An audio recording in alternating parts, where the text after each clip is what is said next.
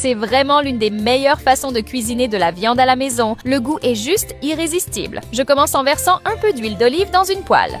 Puis j'ajoute 500 g de viande à faire revenir.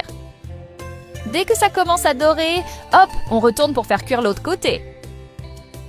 Tu vas voir, c'est super simple à faire. J'ajoute du sel à ma convenance. Ensuite, un peu de poivre noir moulu, toujours selon ton goût. Je retourne encore une fois la viande pour assaisonner l'autre face.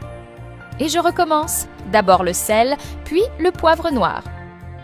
J'adore cuisiner des recettes à base de viande. Ce que j'aime avec celle-ci, c'est qu'elle est rapide à préparer et ne demande que quelques ingrédients.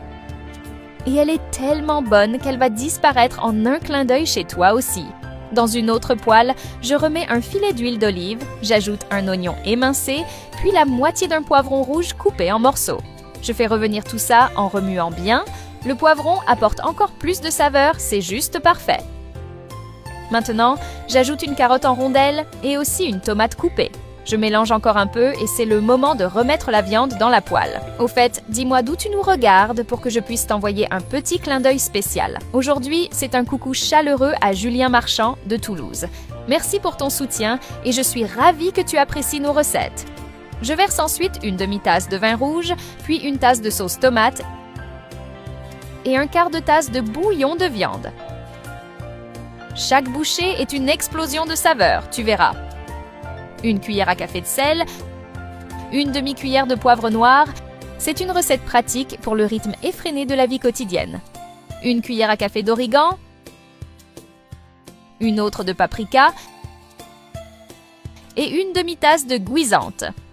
Je mélange bien, c'est vraiment la recette idéale quand tu veux faire bon et rapide. Regarde-moi ça comme c'est joli!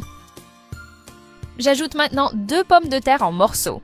Je remue pendant la cuisson et même sans avoir fini, l'odeur est déjà incroyable. Je couvre et je laisse cuire pendant 5 minutes. Ensuite, j'ajoute 3 œufs entiers. Pas besoin de passer des heures au fourneau pour un plat incroyable. Je couvre à nouveau et je laisse encore 5 minutes. Enfin, un peu de persil frais pour relever encore plus le goût. C'est le genre de plat qui transforme un repas tout simple en quelque chose d'inoubliable. Et si jamais tu essaies cette recette chez toi, n'hésite pas à m'envoyer une photo, j'adorerais voir ça. L'odeur qui s'en dégage est aussi un gros point fort.